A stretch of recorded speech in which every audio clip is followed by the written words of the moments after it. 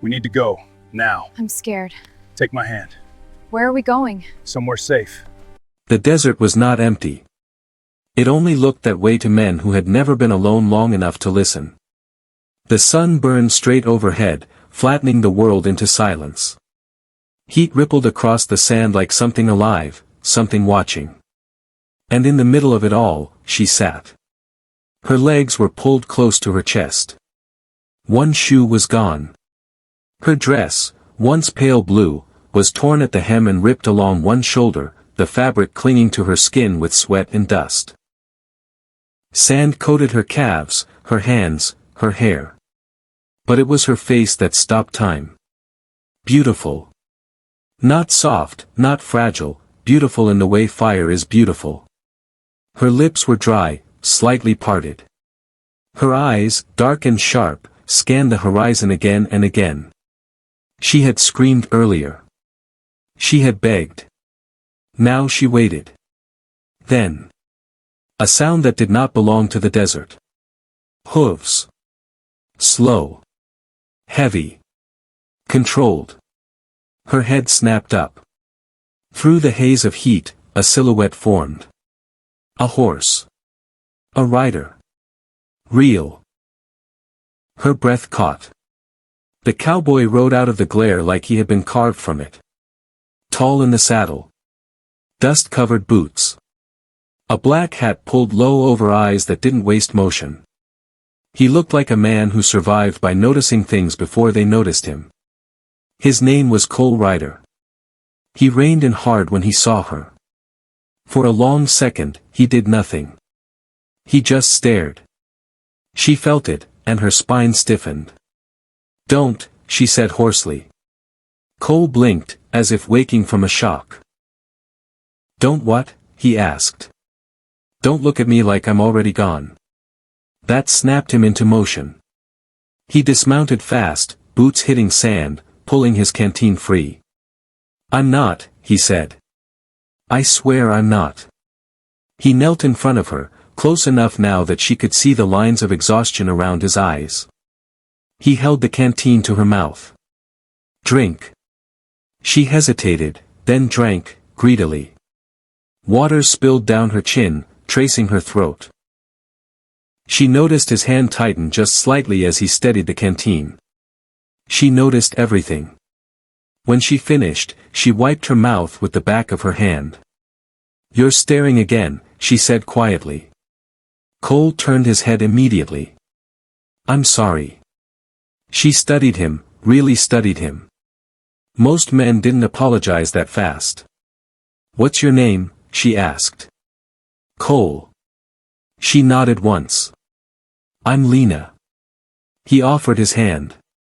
"Can you stand, Lena?" She tried. Pain flared up her leg and she cried out, stumbling forward. Cole caught her without thinking, one arm firm around her waist, the other bracing her shoulder. The contact sent a shock through both of them. She froze. So did he. Her body was warm despite the heat, her breath unsteady against his chest. His grip was strong, but careful. Like he was holding something fragile without treating it like it was weak. "Don't let go," she whispered. "I won't," he said, voice low. Her eyes lifted to his. Up close, he looked even more dangerous. Not because of violence, but because he was controlled. Men like that didn't lose themselves easily. "I want you to help me," she said. "I need you to save me." "I will," he said immediately. She swallowed. "And if you do? I want to stay with you. I don't care where. I don't care how." His jaw tightened. "You don't know what you're saying." "I know exactly what I'm saying," she replied. "I've been alone out here long enough to know the difference between a man who wants something, and a man who protects it." That landed hard. He helped her onto his horse, lifting her carefully. When he climbed up in front of her, she pressed close without meaning to, her hands gripping the sides of his coat. Her cheek brushed his back. His breath slowed, controlled, but strained. "Hold on," he said. I am, she whispered. To you. They rode. The fire. Cole chose a hollow between two ridges, hidden from open sight. He built a fire as the sun dropped, orange light spilling across the sand. Lena sat near the flames, wrapped in his coat. It hung loose on her, the scent of leather and smoke surrounding her. You're shaking, he said. I didn't realize how cold I was, she replied. He crouched beside her, not touching. You're safe now. She looked at him for a long moment. I don't feel safe, she said honestly. His brow furrowed. What do you feel? She leaned closer, lowering her voice. I feel seen. And that's more dangerous than fear. The fire cracked between them. You don't flinch when I look at you, she continued. But you stop yourself. Why? He hesitated. Because if I don't, I won't stop. Her breath hitched. That scares you? Yes. She smiled slowly. It doesn't scare me. She reached out, fingers brushing his wrist, barely a touch. Electric. Cole sucked in a breath. You shouldn't, he warned. Then don't let me, she whispered. He lifted his hand, hesitated, then gently cupped her jaw. His thumb brushed sand from her cheek. Her eyes fluttered closed. Their foreheads touched. The kiss came slow, soft at first, testing, trembling. Then deeper. Not desperate. Intentional. A promise without words. Her hand slid into his coat, gripping him. Then. A gunshot shattered the night. Get down. Riders burst over the ridge.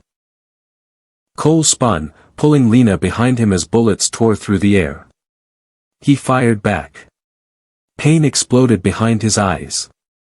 Darkness swallowed him. Silence again. When Cole woke, the fire was ash. The camp was destroyed. And Lena was gone. Only dragged lines in the sand. And her torn scarf, half buried, like the desert mocking him. Cole dropped to his knees. His chest caved in. He pressed the scarf to his face, breathing her in. Tears fell, silent, furious. I should have protected you better, he rasped. His grief hardened into something sharp. Deadly. He stood, mounted his horse, and followed the trail. The desert had taken her. And Cole Ryder was about to take her back. The desert kept its secrets at night. By moonlight, the sand looked calm, almost gentle, but Cole Ryder knew better. He rode with his jaw clenched, eyes fixed on the trail carved into the earth by violence. Drag marks. Broken stems. Blood-darkened sand. They had taken her alive. That was the only mercy the desert had left him. Cole had not slept. He had not stopped. His body moved on instinct now, driven by something deeper than anger. Love. Not the soft kind. The kind that hollowed your chest and filled it with fire. Lena, captive. Lena woke with her wrists tied and her head pounding. The smell of smoke and sweat told her she wasn't alone. She sat up slowly, testing the ropes. Tight. Professional. These men had done this before. A voice came from the fire. She's awake. A man stepped into the light, tall, scarred, smiling like cruelty was a habit. You caused a lot of trouble, girl.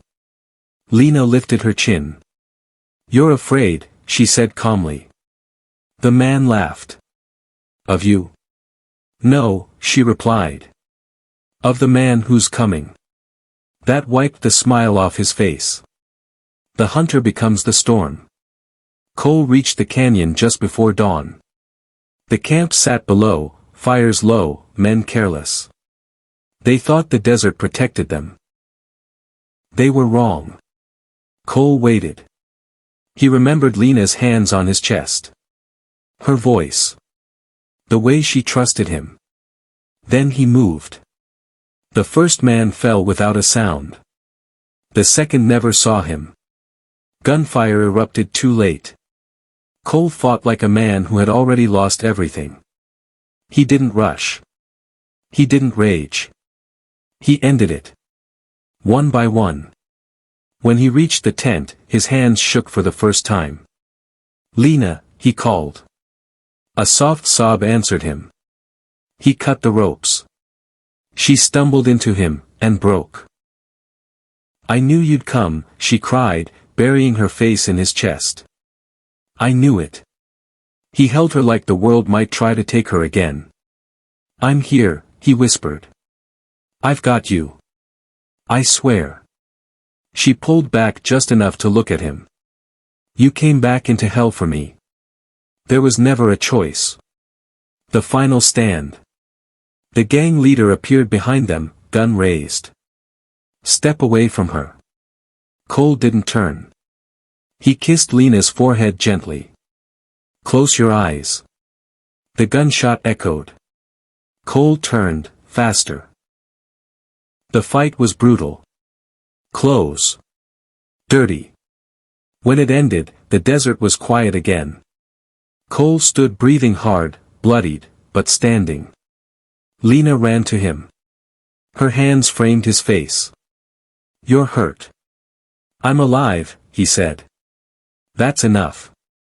She kissed him then, not hesitant, not afraid.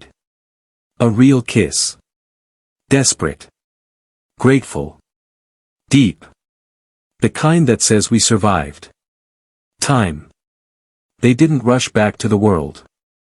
They healed. Together. Days passed.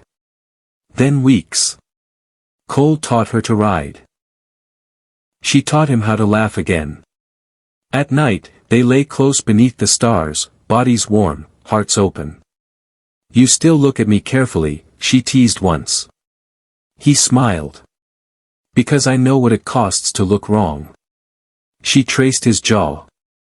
"And now?" "Now," he said, pulling her closer, "I look like a man who knows exactly what he wants." The ending the desert didn't expect. They married in a small chapel at the edge of nowhere. No crowd. No noise. Just vows spoken honestly. Lena wore a simple white dress. Cole wore his black coat. When the preacher nodded, Cole lifted her veil. "You're mine," she whispered. "I was yours the moment I turned back," he replied. They kissed, slow, deep, certain. Outside, the desert wind softened. As if even the land understood. Some loves are forged in fire. And survive everything meant to destroy them.